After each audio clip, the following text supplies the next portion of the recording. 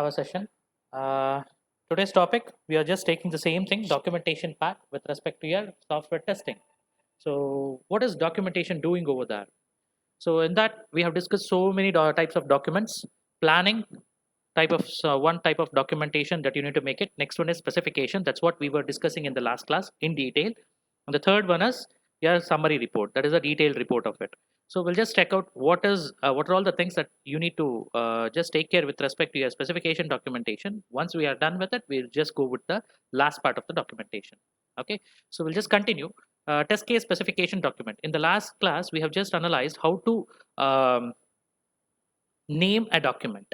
So with respect to a specific project name first, with respect to that, what is actually it is doing over there.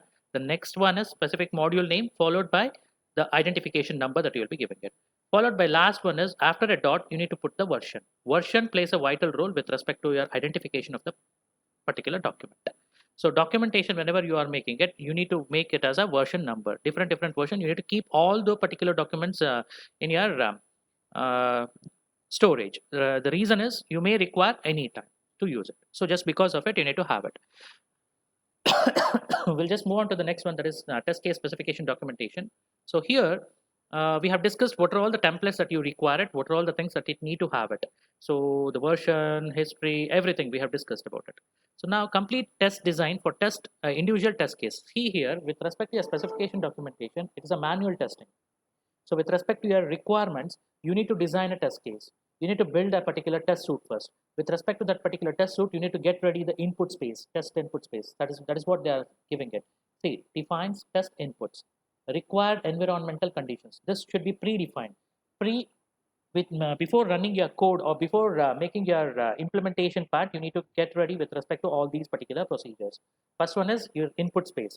What is the input that you are actually capturing, and in which environment you are just capturing it, whether it can be applied for all or a specific reason is that. So it's all based on your requirement that has been given by the client. You need to just list out. The next one is the procedure for test execution. How to do the test execution, whether to give the input all at once or else one at a time. You need to pick it, then it need to be converted, and then it need to be just taken care. The last part is your expected output. This should be noted because what I want is I know about it, so that's why based on the input, this is what the expected output that I am expecting it. Then I'll be just feeding it to the exact code. Whether it functions well or not, we'll see it later. So that's how it will be just done with respect to your defining, or with respect to your test case specification document. Under that, what are all the things that you need to define. The next one is indication. What each particular input is identified over there, or whatever the test that you will be just writing it, no test case design, like test id inputs followed by expected outputs as well as actual output followed by status. You'll be writing all those particular details in a tabular manner, right? So what each item will be represented. So each item, whatever you are doing it, it will be giving an idea about how to design your entire uh, implementation part. So that is with respect to your implementation part, how it looks, how the input should be flown, what is the thing that it will be happening over there, what is the output that you are expecting. Each one of it you will be describing over there. Next one is, and it also describes dependence on execution of other test cases. So whichever the input spaces that you are just doing it now, so with respect to one another, it will be having a dependence.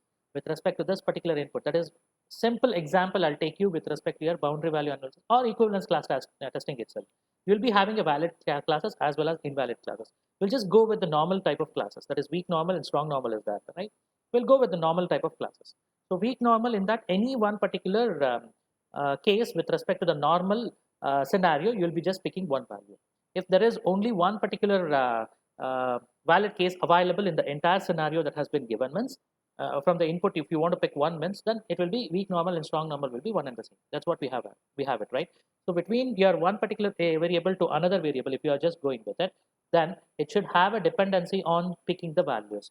If you say boundary value analysis, minimum like that, minimum plus one minimum, or minimum plus one minimum, like this it need to flow.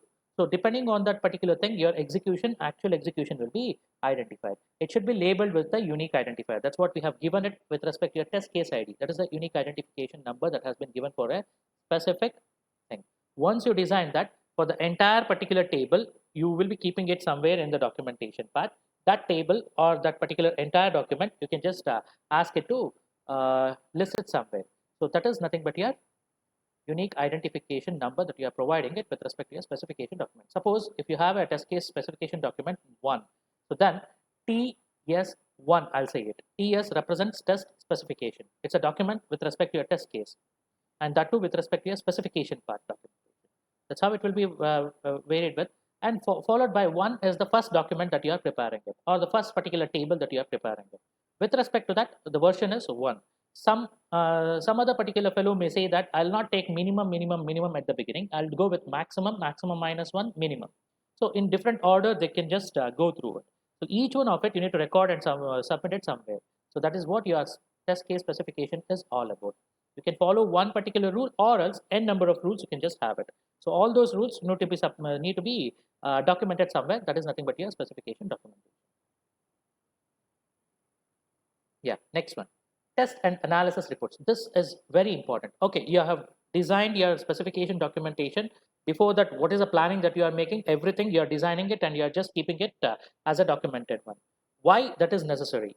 See, without planning, I cannot go with the designing part.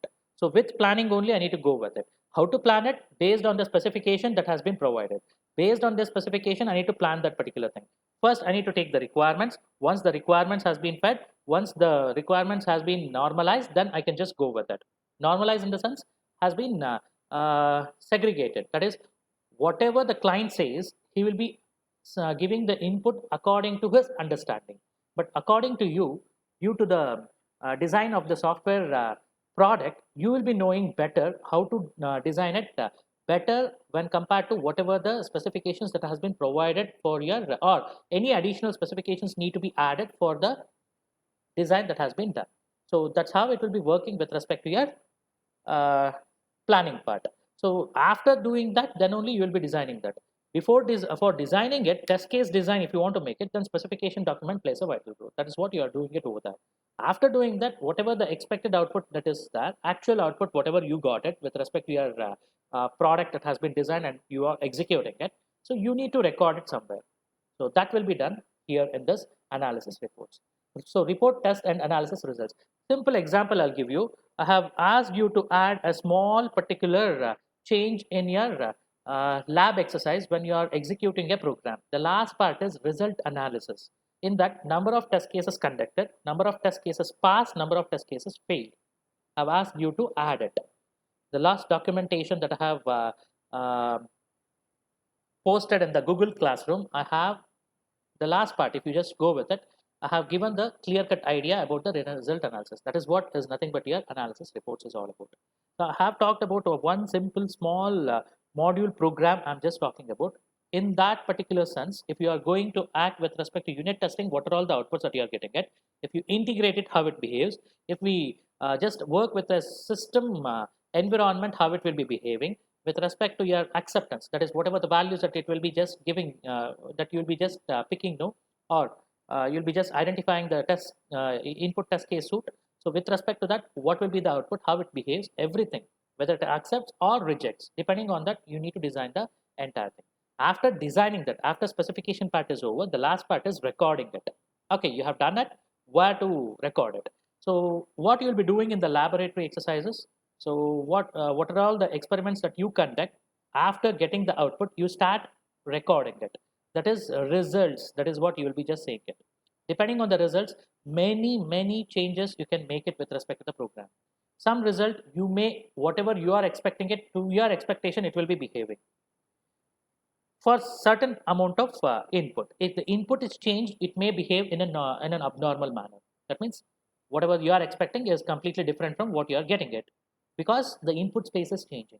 So all those things you need to record it somewhere, and you need to just get a log file of it, right? So that is nothing but your analysis reports. So what they are saying is, so report, test and analysis results. Whatever the results comes, you just record it somewhere. Next one is serve. What this particular thing serves. So for the developers, identify open faults. That is, for the developers, it will give you an open challenge to identify the faults that is available, and schedule to fixes and revisions. That is, the version can be changed and it can be re-released later. That can be done. Test designers, they need to act, they need to assess where it went wrong, what are all the things that we have tested previously, and what are all the new issues that has been arised, and you need to define the entire scenario, whatever the approach that you have identified previously. You need to change the approach, you need to define it once again, you need to release to the market. So this is how it will be done with respect to your test and analysis report analysis. Next one is prioritized list of open faults, the core of the fault handling and repair procedure. See, we need to prioritize with respect to the faults that has been occurred, which has happened. So under what circumstances it has happened, whether it is affecting the other applications, or is it the only one application that is affected. So all those particular things I need to just analyze it. I'll take a simple example.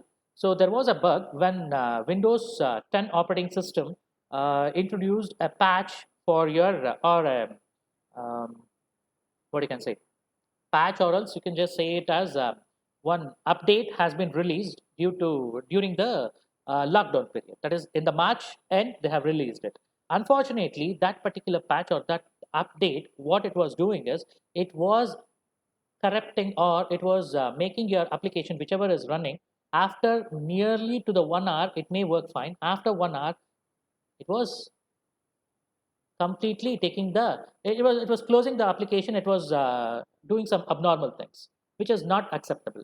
So if that is the case, then how to analyze it? So this affects other application also. The update was not affected for the entire, for the one simple operating system or one simple application. It is affecting the all the type of application. It should be fixed first.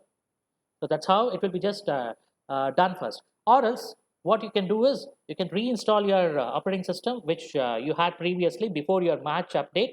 So keep it as it is. Don't update it afterwards.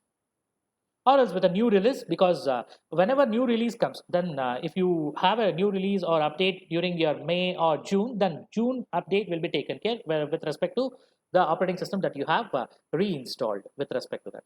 Maybe that has been updated previous to your March, and after your June it will be updated. So both are different scenarios. So it will not consider the March update itself. So you can overcome that.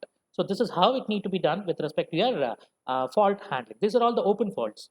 So this will be reported without a single thing that they'll not step back while reporting the client.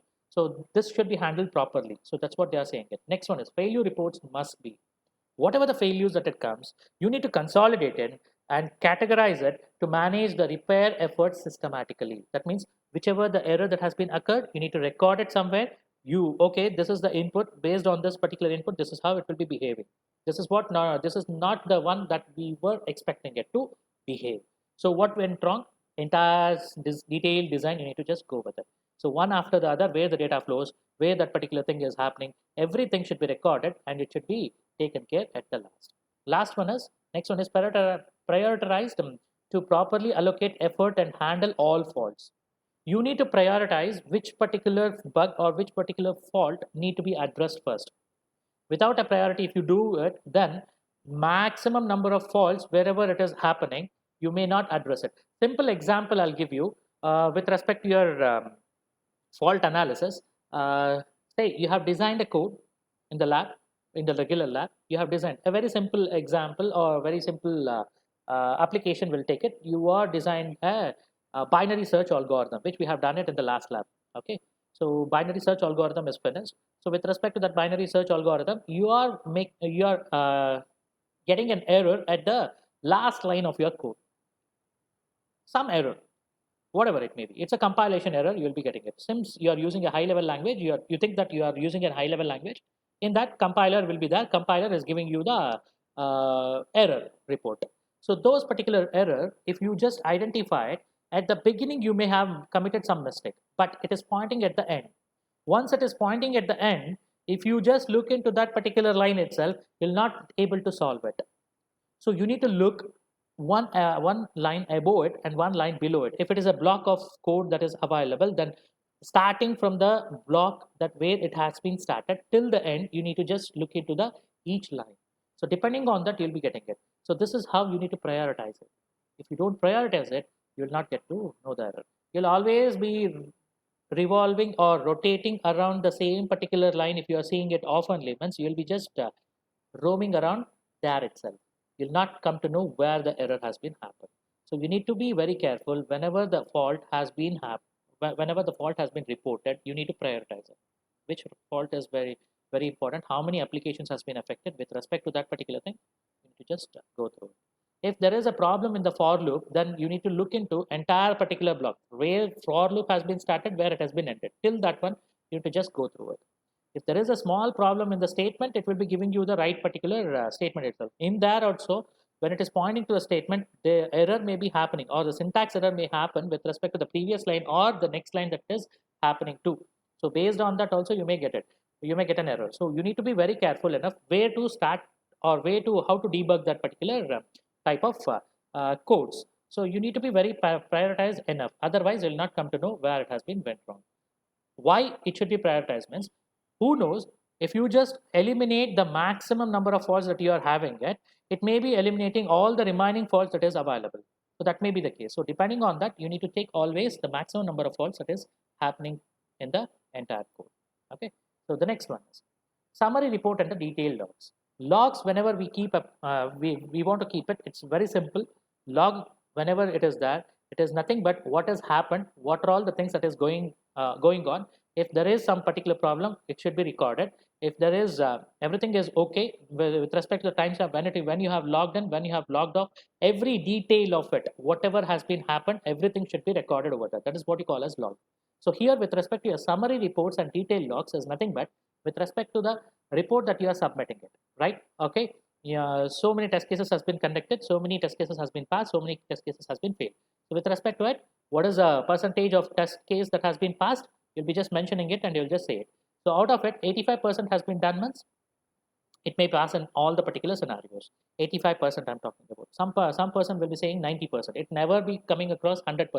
We are getting 100% in our lab exercise because we are the one who are designing it. We are the one who will be coding that, as well as we are the one who will be designing the test case design. So it will be easy for us to design it, where we will be designing in such a manner that nowhere error will be coming. So that should not be the case. That is where the responsibility of a quality process should be allotted, understanding it. So that's where it comes. So here, with respect to that, you need to make a summary report and you need to just submit it. So with respect to every particular chapter or every particular concept, whatever you cover it, at last you need to summarize it. What are all the things that you have studied over there? That is nothing but your summary report is all about. So here, how much you have conducted the test cases, how many have been passed, how many have been failed. So out of that, what is the accuracy that you can get it with respect to your given product, or if you release this product, what is the accuracy that you will be getting in the real-time scenario? That's what it will be just giving you an idea. So summary reports track progress and status. See, whenever you are giving the summary reports, it will be tracking the progress and the status of the particular project that you are having. That's what I said. The how many have been passed, how many have been failed. If you just go through it, it will be easy for tracking it. So if more number of false occurrence, then you cannot release it. You can take the action there itself. You can wind up that particular, or you can just skip whatever the date that you have that you wanted to release the product. You can skip it and you can just rearrange it for re-releasing it in the upcoming days. So change it completely until and unless you get a proper accuracy, then you can just do it. So that's what they are saying. So maybe simple confirmation that build and test cycle ran successfully. That's what I'm just talking about. May provide information to guide attention to trouble spots. That's what. If you get time, you can just build a better product. Instead of 85%, if your aim is 95%, you take your time. You take your time, analyze it, try to get the report of it. Once you get the report, just go through it. Once it says if it is 90%, then you can just release it to the market. So that's how you can just make it. So you cannot come to a conclusion saying that one time if it is coming with 85%, it will be running properly. No, you need to test it rigorously. That is, often and often, regression testing should happen. Once the regression testing comes, regression is nothing but often and often you will be testing it, testing the same data. So in different conditions, maybe in different scenarios, it may be anything. It can. So you need to test it. Once all the results take you to an average of 85%, then you may think of releasing it, understanding it. That's how it will be done. So for that, you need to include a summary tables, executed test suits, number of failures, breakdown of failures into how that particular breakdown of failures will be happening based on their repeated from prior test execution. Whatever the test execution that you are having it, if you are repeating the same particular type of test cases, then the entire product is completely flopped. That is, you cannot release it at all. You need to change the entire design itself. That's what it will be giving you. Any new failures, if it is coming means, it will be reported. So that's where you are updating it. Test cases that previously failed but now execute correctly. So some of the test cases may be previously failed, but now it has been executing properly. So those things you need to record it somewhere. So maybe prescribed by a certifying authority. After doing this should be certified from a external person saying that so and so has been resulted, so and so has been tested. If you test it by yourself, you will always get better result. If you test it from the external source, always you will get an accurate result. I'm not talking about the better. I'm talking about the accurate result. If you want the accurate result, then you need to certify it from somewhere. That means inspection should happen. Understanding it? With this, there is a last slide. So, isn't this a lot of work? Documentation, lot of documentation you need to make it. Yes, absolutely right. You need to spare a lot of time for your documentation when compared to while designing your particular product. Why? The reason is everybody will go through the documentation that you have made rather than checking for the entire particular process. Entire process, whatever is that, should be detailedly reported in the documentation. They'll just check what is the input, what is the expected output, and then how it has been gone. That's it, nothing else. In order to work that particular product also, you require this documentation. So that's why documentation plays a vital role with respect to taking the decisions with respect to your human beings, as well as any company. If they want to take a decision based on the documentation only, they can just go with it. If you want to get a certification, once again, you need to produce a documentation. If they ask the sample, then only you need to produce it. First only, you will not produce the sample. Understanding it. So documentation plays a vital role in the design of the entire scenario. Designing effective quality documentation. That's what they are saying. What is this? Designing quality documentation. Quality documentation is nothing but work backward from use to output to inputs and consider characteristics of organization and project. See, in order to get a quality documentation, what you need to do is you need to work backward. What has happened? What is the thing that you need to take care? That is a history. Very important. You need to go through that history first. Once the history is completed, once you are coming to a confirmation, then only you can just go with it. Otherwise, you cannot take that particular part itself. So it will be based on your organization as well as the project that you are taking. Depending on that, you need to just work on it. You need to have a proper input, proper definition for whatever the task that has been completed over there. Next one is capture decisions and rationalize at cheapest, easiest point and avoid repetition. You need to capture whatever the document summary that has been taken care. With respect to that, you need to just get that particular decisions to be made easy and without any particular, that is, you should not once it has been evaluated, that evaluation should not be questioned anywhere. In that particular manner, you need to get the report.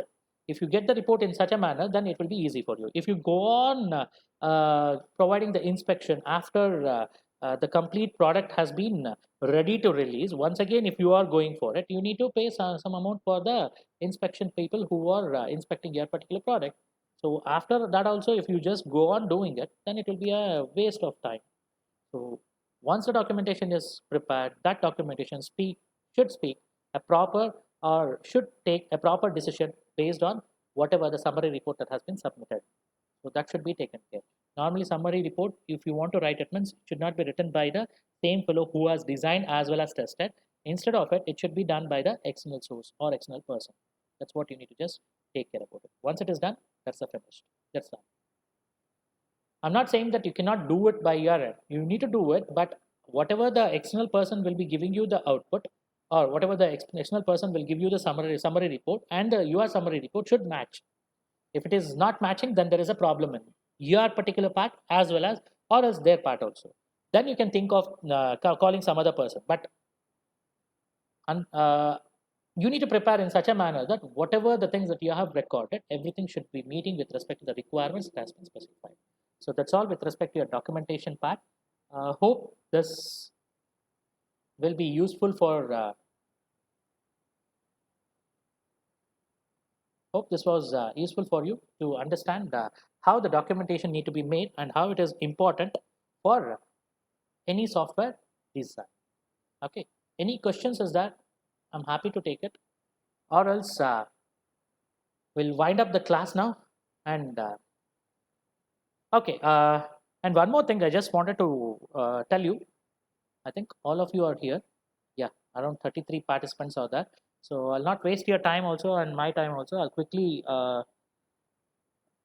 come to the point. Yesterday, I have circulated one document which has been uh, circulated or which has been attached by the principal and it has been circulated through the email for us.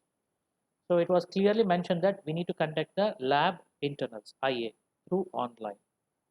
You need to submit the records. Don't worry, I'm not talking about record book. What you need to do is, if you have the record book, write everything in detail in the record book. If you're not having the record book, don't worry. You just write. Most of you have already done it, but few of you have not submitted it. So you need to take a A4 size sheet of paper. You need to write the procedure. That is the same thing. First, the uh, problem statement, whatever has been given from the VTU prescribed syllabus, the problem statement. Below that, you need to write the code. After that particular code, you need to take care about the design, test case design, whichever the design that you are just going through it. What are all the things that you will be doing it? Boundary value analysis, you need to design a table. And then below that, one more table. That is a test case suite. So that one you need to just do it. After that, you need to give the uh, detailed report of it. That is nothing but summary report. Summarize number of test cases conducted, number of test cases passed, number of test cases failed. So you need to record it each for each one of the program that you have done it. So that is the first thing. Understanding it. You need to submit those particular papers. So for one student, 12 experiments means all the 12 experiments in one particular PDF file. You need to submit it. Don't make it pieces and paper. So you need to combine all those things. You need to make it as one particular file and you need to submit it. Okay, when it should happen, sir? Can we fix the date with Saturday or Sunday? Sorry, Monday morning? Can you submit it? Monday morning at 10 or before 10 o'clock? Can you submit it? Because Saturday, Sunday, you'll be getting time, so you can write it and you can just submit it. Most of you have done it. I'm not saying you have not done it. You have pieces of that particular. You have made the pieces of the entire documentation. I'm asking you to submit it all at once. 10 programs are over, 2 programs has been left out. So 10 programs you need to submit it. I hope I'm clear. If any doubt is there, you can raise your hand. Am I audible to all of you? Hello?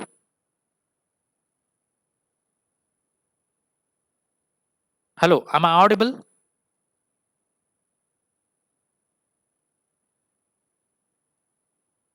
Hello? Hello? Yeah. So you got it, right? What you need to do? You need to ensure that whatever the things that you have done it, you need to make it as a single file. That is right from first program till the 10 programs, not the 10th program, because I have skipped 2 programs for you. I'm telling you. So your 11th program and the 9th program is not done yet. Remaining all, we have finished it. Your 9th program, I have given you an idea. You can do it on your own, but still I'll explain you. Don't worry. I'll send the video of that explanation, complete thing. I'll send you. Don't worry. And your 11th program also, it is ready. I'm just waiting for a time to explain it. That's it. It's a quick sort, nothing else. Path testing, same thing, same principle. There is no change. Only thing is the graph will be changing, the input will be changing. Depending on the input, the expected output, how it will become. We need to just check out with respect to that. So remaining all, it will be same. There is no change in it. Understanding it. So those 2 programs, leaving those 2 programs, the remaining all, you need to just submit it. You have done it, most of you. Only thing is you have submitted it in a pieces of PDF file. What I want you to do is you combine all and ensure that the starting page should be of your name, register number, and the lab which you are going to write the programs and which you are doing it, and followed by the subject code. That's the course code. Understanding it? It is 17 ISL 67. So with respect to that, you need to mark it and you need to send it to me before Monday 10 o'clock. Okay, I'll create a Google Classroom. Sorry, I'll create the folder or assignment. You need to submit over that. I'll send you the link through the Google Classroom. I'll send you the link. You need to submit over that. Is it fine for all of you? Hello? Hello? If you have the record book, write the things in the record book. If you don't have the record book, if you have not taken it, or if you have left in the hostel or at your aunt's place or somewhere else, don't worry. Take the sheet, write it. You need to write it. Don't send me the printed document.